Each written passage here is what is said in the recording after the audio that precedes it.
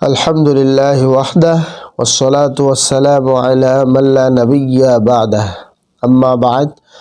আজকে আমরা জানব সূরা আল কসস থেকে তারতিবুন নুজুল নাজিলের ধারাবাহিকতা তথা কোন সূরার পর নাজিল হয়েছে সে বিবেচনায় এটি 49তম সূরা। এই সূরাটির আগে আল্লাহ তাআলা নাজিল করেছেন সূরা আন-নামল এবং পরে নাজিল করেছেন সূরা বনী ইসরাঈল।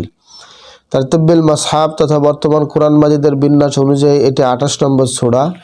এই সূরার আগে আছে সূরা আন-নামল, পরে আছে সূরা আল-আনকাবুত।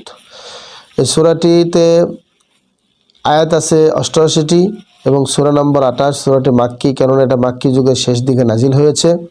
এই সূরাটির নাম যে সূরা আল কসস, তার একটা রহস্য আছে।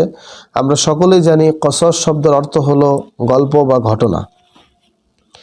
সূরার 25 নম্বর আয়াতে উল্লেখ করা হয়েছে মূসা আলাইহিস সালাতু ওয়াস সালাম তিনি যখন মাদায়েনে পৌঁছেন তার সাথে ঘটে যাওয়া প্রত্যেকটি ঘটনা এক এক করে শুআয়ব আলাইহিস সালাতু ওয়াস সালামকে বিস্তারিত জানিয়েছিলেন। সেখান থেকে সূরাটির নামকরণ করা হয়েছে সূরা আল কসস। তবে এর আরেকটি নাম আছে, সেটা হচ্ছে সূরা মূসা।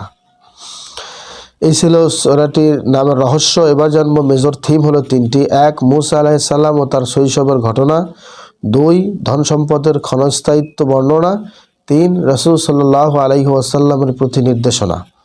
এবার আমরা জানব এই সূরাটির শান।